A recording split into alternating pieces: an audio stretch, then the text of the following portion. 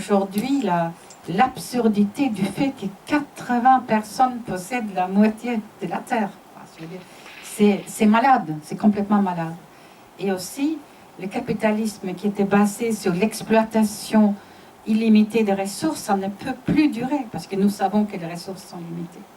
Donc, c'est un système à bout de souffle.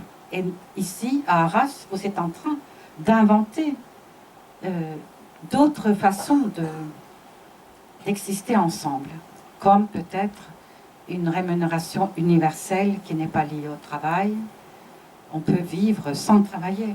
Je dis ça, moi qui travaille 20 heures par jour. Mais bon.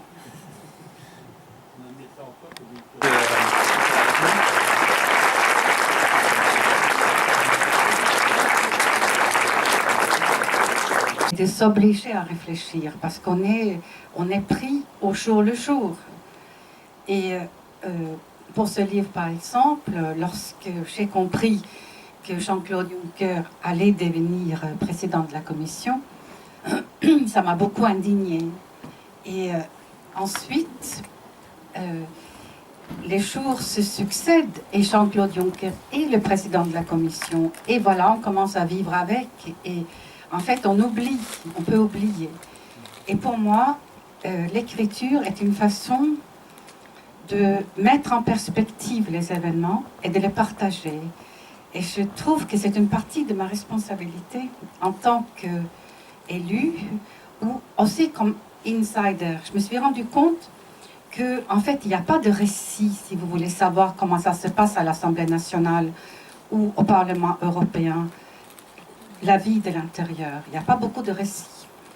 Et j'ai une idée qui est que une parole légitime, c'est-à-dire une parole informée, parce que maintenant ça fait 7 ans que je suis députée européenne, et qui décrit un phénomène qui est encore occulte ou qui n'est pas vu, que c'est aussi une responsabilité qui est la mienne. Parce que pour moi, c'est intolérable d'avoir Jean-Claude Juncker à la présidence de la Commission, pour des raisons que j'explique dans le livre et que je vais vous dire. Mais je ne vais pas les garder pour moi, parce que ça n'aurait pas de portée. Par contre, en le disant, et en espérant que vous allez me vivre comme légitime en le disant, parce que je parle non pas simplement comme Grueva Fachette qui vit à un endroit, mais parce que je suis une partie du système, je suis de l'intérieur. Et donc je pensais que cette parole-là, elle était aussi importante. C'est du Luxembourg et de Jean-Claude Juncker. Je ne sais pas si vous avez déjà regardé sur une carte le Luxembourg. C'est difficile à voir tellement c'est petit. C'est un point sur la carte. C'est 2000 km², c'est-à-dire un tiers du Loir-et-Cher.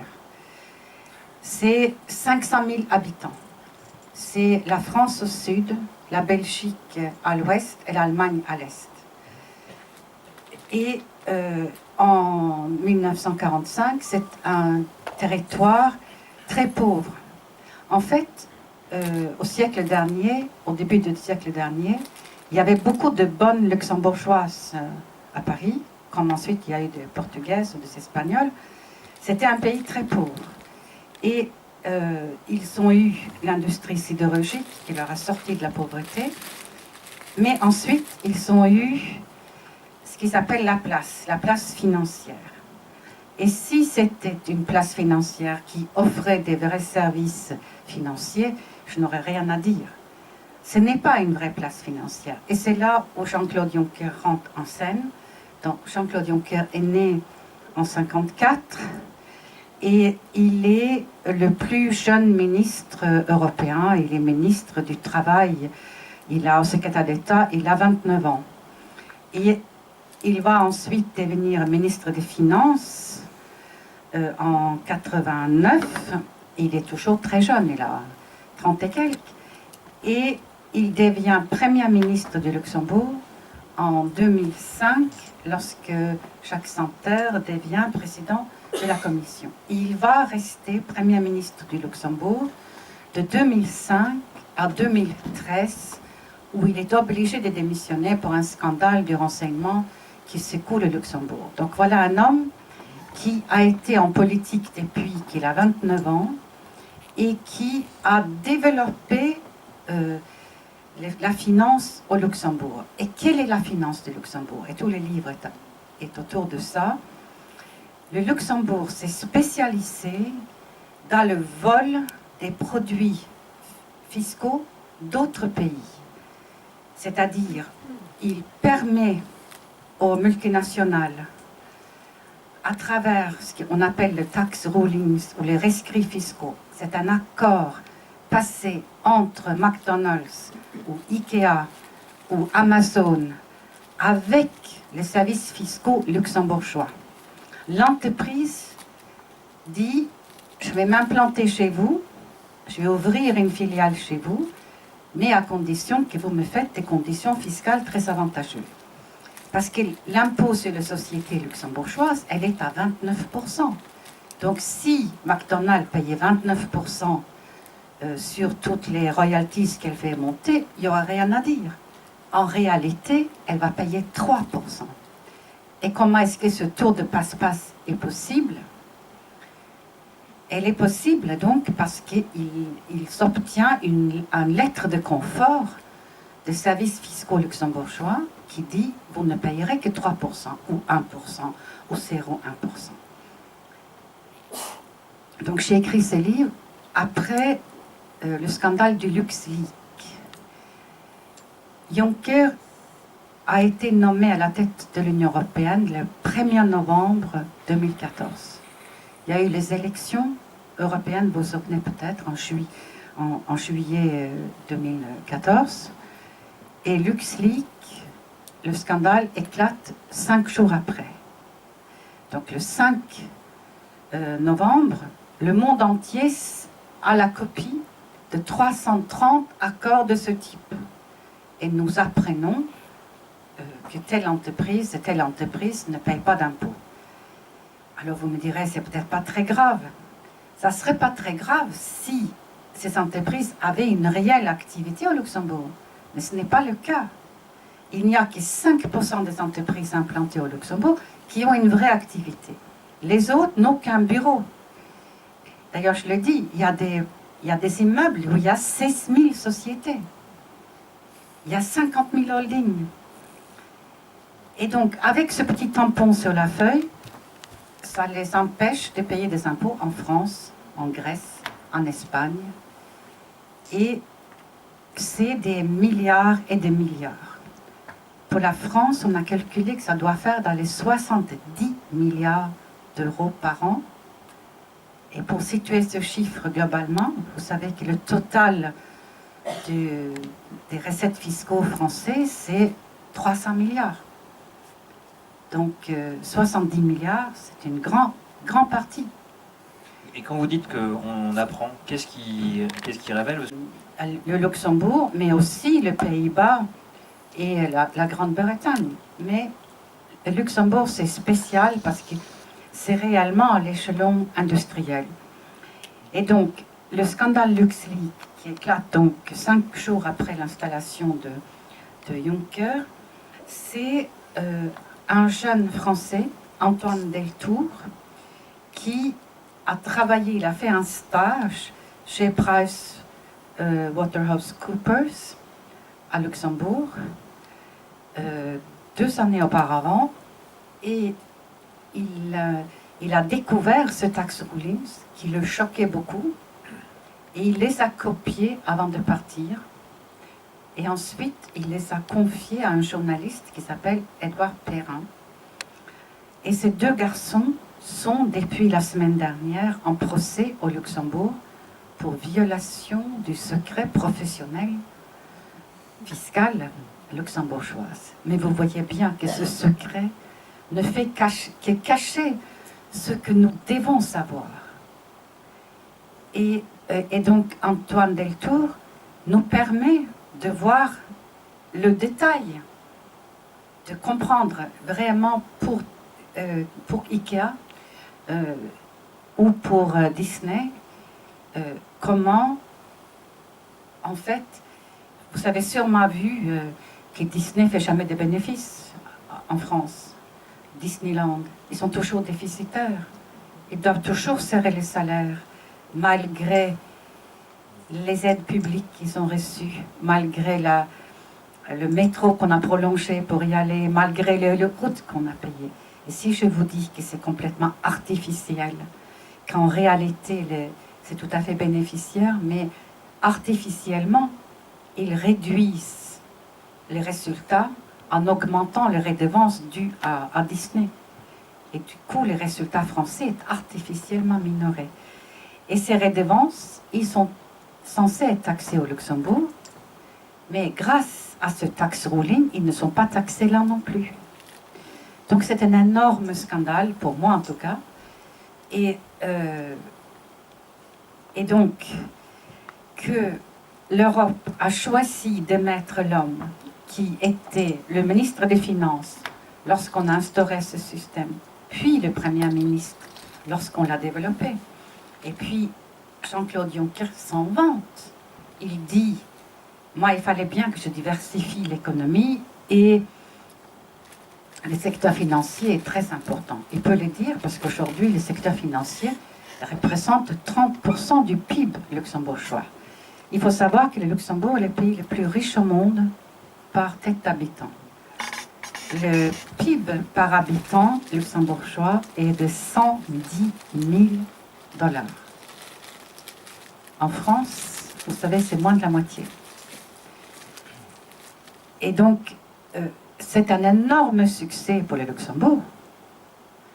Mais il faut bien comprendre que c'est une kleptocratie, que cette richesse-là, c'est l'argent qu'IKEA ne paye pas en France, ou en Norvège, ou en Islande. C'est ce qu'Amazon ne paye pas, ce que les grands du numérique ne payent pas.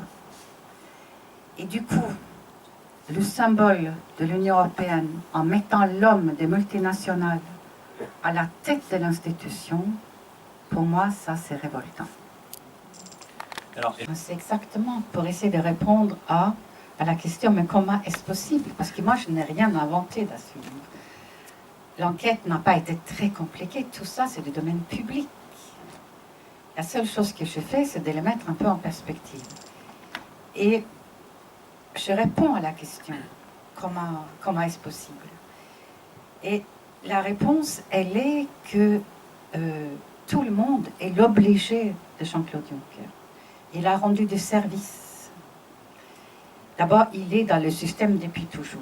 Il dit lui-même que du traité de Maastricht, il reste que lui-même et l'euro. Donc il est dans le système depuis très longtemps. Et je peux témoigner en tant que députée européenne du fait que c'est une institution terriblement compliquée que l'Union européenne. Et donc, il maîtrise les dossiers, il maîtrise... Donc, il était rassurant par son côté habituel. On est habitué à lui. Il a créé l'Eurogroupe en 2005. Il en a été le responsable, le président, comme aujourd'hui Jörn Dijsselbloem l'est. Et le Luxembourg a couvert des transactions secrètes sur les ventes d'armes françaises.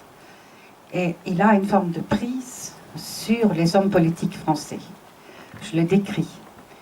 Lorsque, en 2002, Arnaud Montebourg et Vincent Payon sortent leur rapport sur les paradis fiscaux, je ne sais pas si vous vous souvenez de ce rapport, ils avaient fait des auditions nombreuses à l'Assemblée nationale. Et moi, j'avais été entendue, par exemple, parce qu'à l'époque, j'avais le dossier ELF et je leur avais décrit la difficulté. Mais donc, ce rapport dit que le Luxembourg est un paradis fiscal. Et c'est remarquable d'observer que Chirac va décorer Jean-Claude Juncker quelques jours après, quelques semaines après. Il va être élevé au grade de chevalier de la Légion d'honneur. Et dans le discours que Chirac fait, il loue son côté social, son côté jovial. Il ne parle pas une seconde du côté paradis fiscal. Donc on voit qu'en fait, Juncker s'est formalisé, il a menacé la France de révéler ce qu'il savait, et on calme le jeu en le décorant. Je pense que, si vous voulez, moi je mets les faits et les dates en rapport, et je raconte aussi que en 2014, lorsque Juncker fait le tour des groupes politiques, il fait le tour aussi des Verts, je veux dire, il vient dans notre petit groupe, parce que les Verts, on a beau ne pas être nombreux au Parlement, nous sommes 50 sur 750 députés. Mais nous faisons beaucoup de bruit et nous faisons beaucoup de travail. Et donc, plaire aux Verts, c'est quand même un enjeu. Donc il est venu et je lui ai posé une question, parce que c'est comme ça, c'est une question-réponse, et j'ai droit à 2 minutes de temps de parole, et je lui ai demandé quand il pensait instaurer un reporting pays par pays pour les multinationales, c'est-à-dire obliger McDonald's à dire ce qu'elle gagne en France, en Italie, en Angleterre, avec combien de salariés, qu'est-ce qu'elle paye comme impôt. Et il me répond, je ne sais pas ce que cela veut dire, le reporting pays par pays.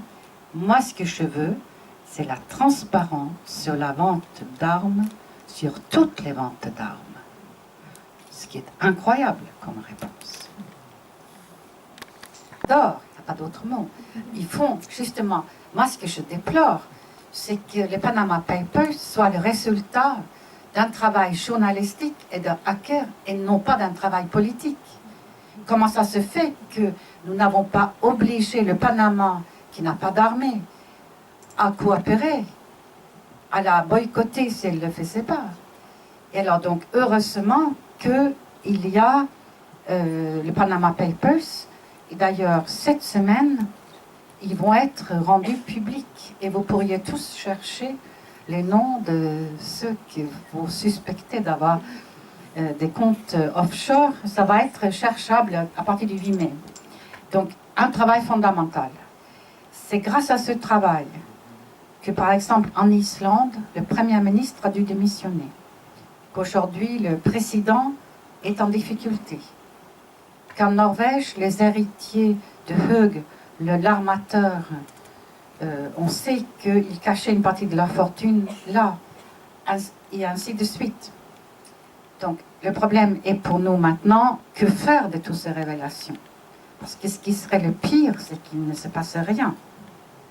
Et donc, moi, j'avais fait une pétition au moment où cela est devenu public, les Panama Papers, pour demander, pour dire que cette fois-ci, l'impunité, ça suffit, que nous voulons que les banques et les intermédiaires rendent compte et soient jugés.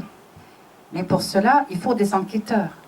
Et on ne peut pas penser que la justice va être capable de traiter ces milliers, ces dizaines de milliers de dossiers en plus, parce que nous savons, par les procureurs généraux, par les rapports, que la justice est complètement sous l'eau. Donc, elle n'est pas en état de les traiter. Mais ça, on sait comment faire. On pourrait créer un task force spécial, recruter 50, 100 enquêteurs dédiés à cette question-là et les juger. Donc ça, c'est possible, mais c'est possible parce qu'il y a une demande populaire. Et cette demande populaire, elle s'exprime de multiples façons. Par la signature de ma pétition, les soutiens à Antoine Deltour, donc actuellement renvoyé devant le tribunal à Luxembourg, il risque 10 années de prison et 1 million d'euros d'amende, alors que c'est un jeune homme, il avait 29 ans au moment où il a fait cet acte de bravoure. Il y a eu 1 million de citoyens pour dire ça suffit. Nous ne voulons pas qu'Antoine Deltour soit jugé. Nous voulons qu'il soit traité en bon citoyen qu'il est. Et j'ai observé que Michel Sapin a dit, il y a 2 jours, qu'il soutiendrait Antoine Deltour. Mais pour ça, il a fallu 1 million de signatures. Donc vous voyez que les politiques, ils réagissent à l'opinion publique. Il n'y a que ça, vraiment, pour les contrôler et pour les pousser. Donc c'est important de s'exprimer, trouver des façons de l'exprimer, parce qu'on voit que sans un puissant mouvement populaire, les banques continueront à nous ruiner, les constructeurs de voitures à nous polluer, etc., etc. Et donc, les nouvelles façons de faire, et moi, il y a 2 ou 3, je pense qu'on ne peut pas faire table rase. Je pense que ça, c'est pas un bon plan. Je pense qu'il faut partir de là où nous sommes, avec notre pauvre démocratie, avec ses défauts. L'injustice aujourd'hui est insupportable, entre autres parce que la justice dysfonctionne gravement. Certains d'entre vous me suivent depuis 30 ans et vous savez que je n'ai jamais arrêté de les dénoncer. Mais ce qui était vrai il y a 30 ans, on y arrivait encore. Aujourd'hui, on n'y arrive plus. Et dans les dysfonctionnements de la justice, c'est le fait que le parquet n'est pas indépendant en France. C'est ça qui fait que les citoyens ont du mépris pour les hommes politiques. Parce qu'ils sentent bien qu'il y a 2 justices. Il y a la justice pour le voleur de scooter, qui lui va prendre 1 an ferme, et pour les corrompus, qui ne seront peut-être même jamais jugés. Regardez le temps qu'il a fallu pour commencer l'enquête Balkany. Et moi, je pense que la situation Balkany, elle est insupportable. Parce que lui, il dit présomption d'innocence. Alors, présomption d'innocence anéantit la villa à Marrakech dont on connaît les financements. Anéantit la villa à Saint-Martin dont on connaît les financements, qu'il ne peut pas expliquer. Il est législateur. Ce mensonge-là, tout le monde le sent. Il est révoltant. De même est révoltant un certain nombre de non-lieux que l'opinion sait bien n'est pas naturelle. On sent la justice manipulée. Et si nous avions des procureurs indépendants vraiment, il y aurait moins de raisons de le penser. Et il faut aussi supprimer la Cour de justice de la République, qui est une justice d'exception, qui acquitte Éric Woerth lorsque il a vendu la forêt domaniale à vil prix au club épique où sa femme est administratrice. Ça s'appelle Watch.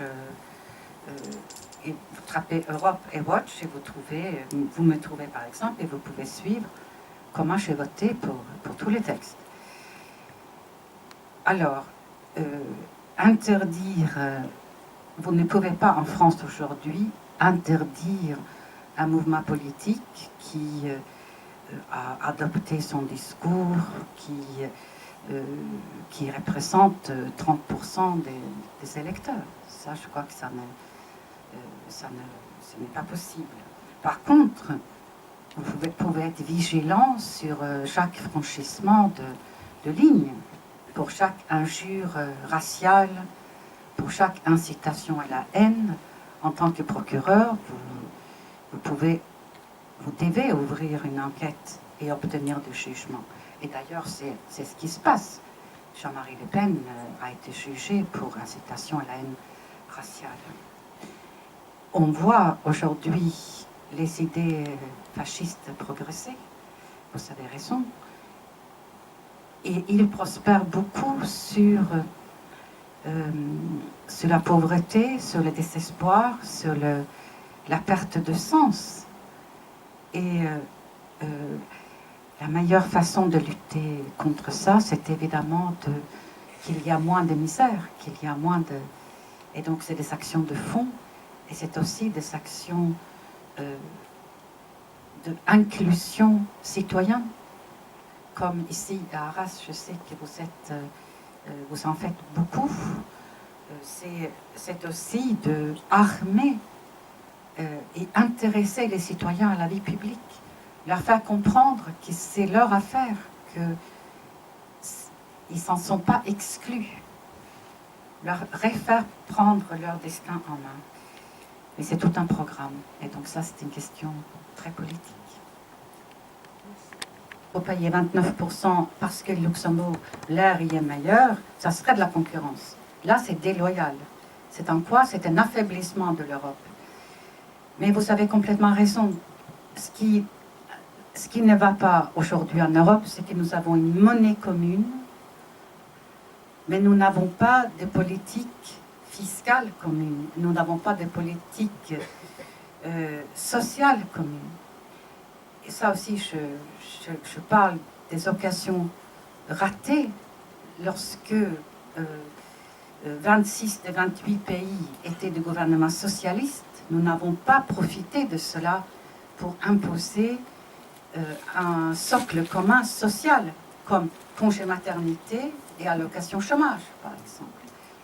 Donc pour moi, c'est clair qu'il faut que nous fassions un saut fédéral à quelques pays pour sauver l'Europe, pour le rendre vivable, démocratique, plus démocratique. Il faut que nous ayons une politique fiscale, budgétaire, sociale, commune. Et je pense que c'est après les élections de 2019 qu'il faudrait faire une constituante et proposer une réforme des traités et aller dans ce sens-là. Parce que nous sommes aujourd'hui, pour moi, au bout du rouleau de l'Europe tel qu'il dysfonctionne, parce qu'il n'y a pas un contrôle démocratique. Les décisions sont beaucoup prises, vous les voyez aujourd'hui avec la nouvelle crise grecque. C'est l'Eurogroupe qui va décider et c'est la Troïka qui va décider. Il n'y a aucun contrôle d'aucune sorte sur l'Eurogroupe. Donc, ça, c'est parmi vraiment les grandes anomalies. Et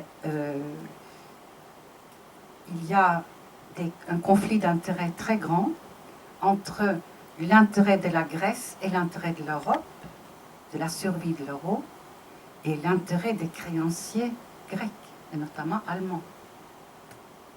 Et donc ça, c'est ce qui va se jouer dans les jours qui viennent. Et dans mon livre, j'explique aussi en quoi c'est choquant cette situation,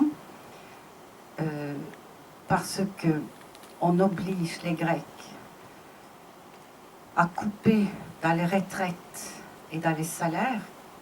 Et en Grèce, il y a énormément de petites retraites et de petits salaires, alors que les multinationales qui sont présentes en Grèce, comme Coca-Cola, Bosch, BMW et tous les autres, ne payent pas d'impôts en Grèce parce qu'ils ont des tax rulings avec le Luxembourg. Et ceux qui leur disent c'est pas bien ce que vous faites, il faut faire payer des impôts aux vendeurs de rue, ce sont les mêmes qui bénéficient de ce système schizophrénique. Sur avis conforme du Conseil de la magistrature, sans intervention du ministre de la Justice ou du Premier ministre ou du Président de la République. On ne doit pas avoir un copain du Président de la République, procureur, en Nanterre ou ailleurs. Ça, c'est quelque chose qui mine profondément la confiance dans la démocratie.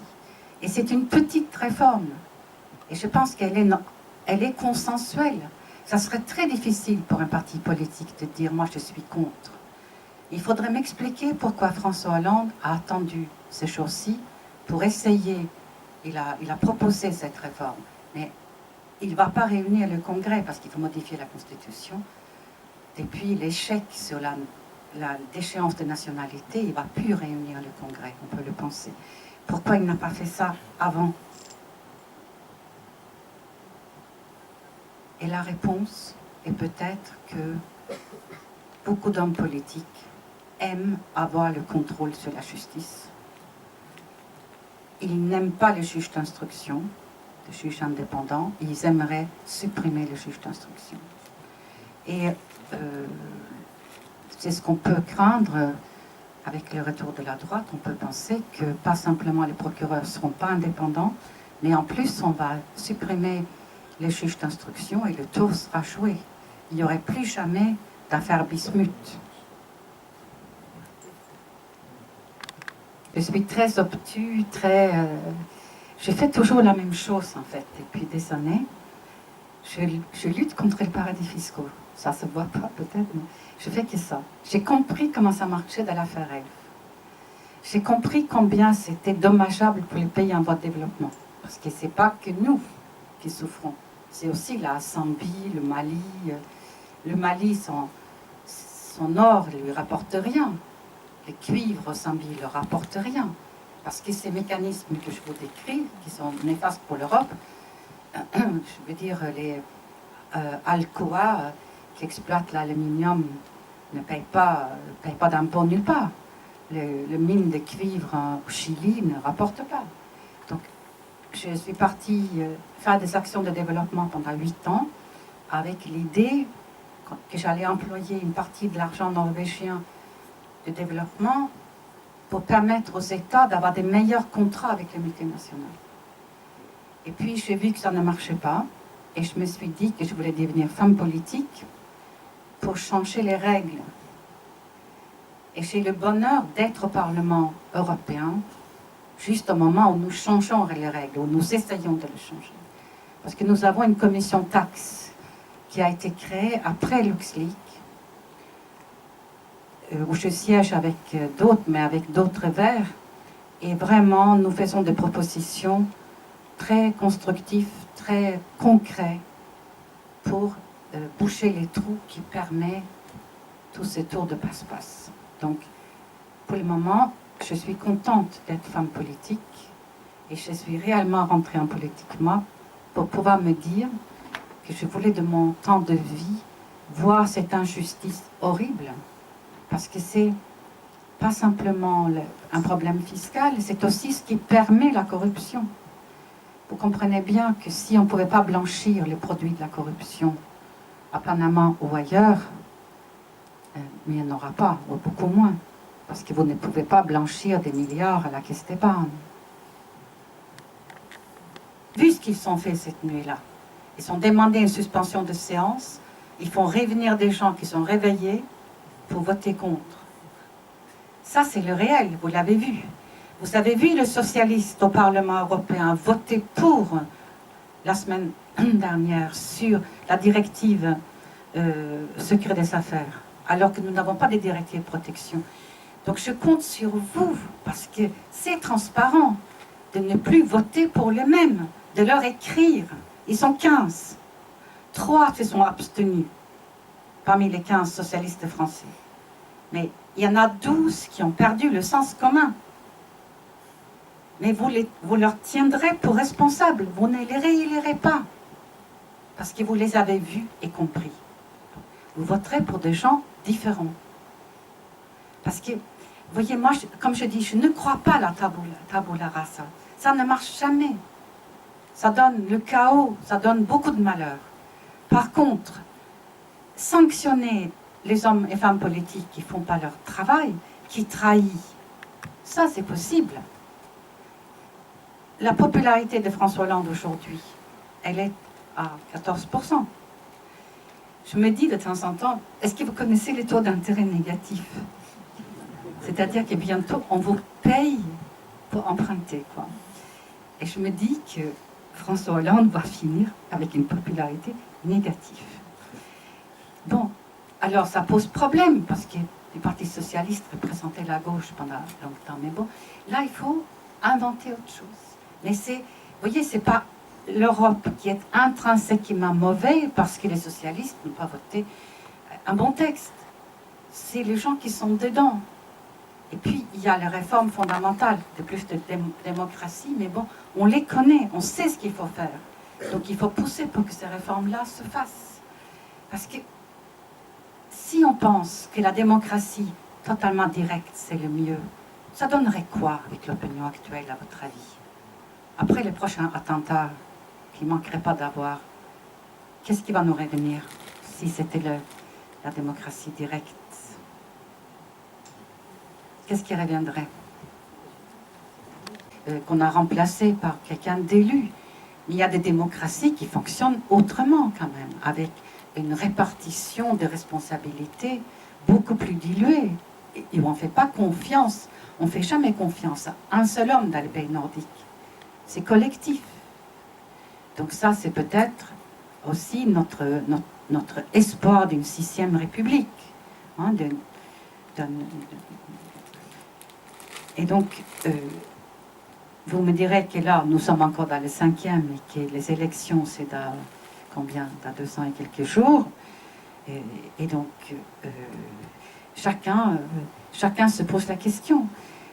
Et pour moi, écologiste, ce qui ne va pas, ce qui n'a pas été du tout sous Hollande, c'est combien il a négligé la problématique environnementale, combien ça n'a pas été une partie des prises de décision et combien il a méprisé l'importance de la transition énergétique, de la loi de transition énergétique, combien il ne prend pas au sérieux les dangers nucléaires.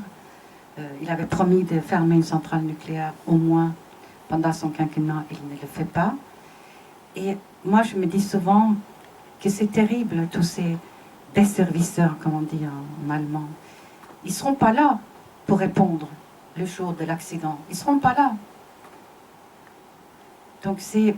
Moi, je pense que, pour moi, le vote écolo, pour dire nous voulons une autre société, nous ne voulons plus de cette société productiviste qui détruise la nature, qui concentre les richesses, qui enrichissent quelques individus au détriment de tout le monde, nous en voulons plus. Donc, votez écolo.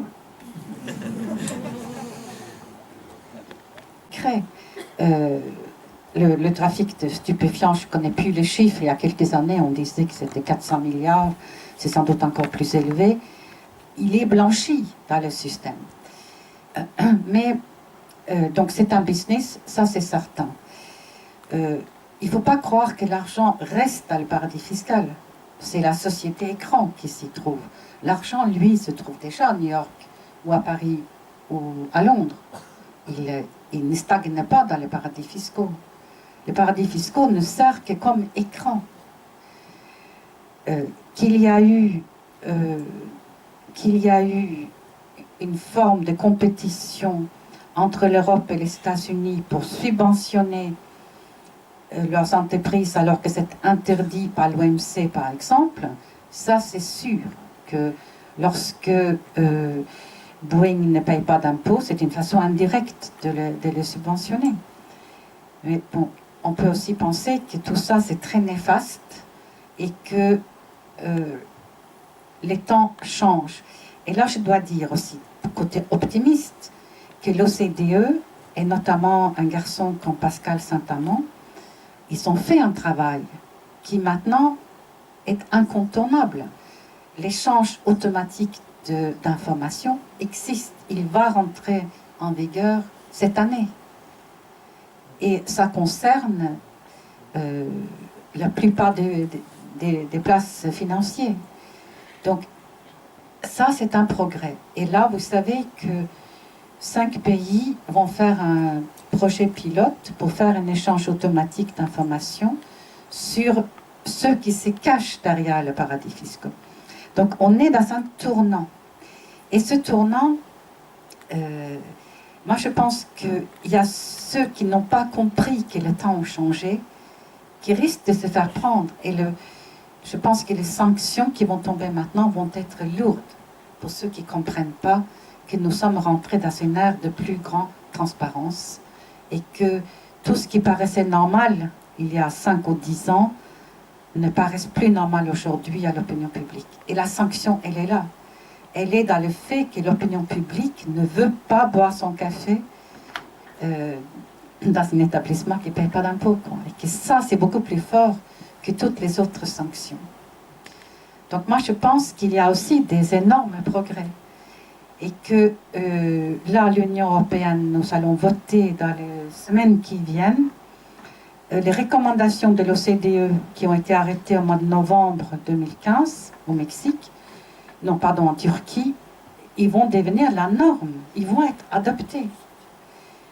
Et donc ça, c'est déjà un premier pas très important. Donc ça, c'est positif. Et nous, à l'Union européenne, nous souhaitons aller plus en avant.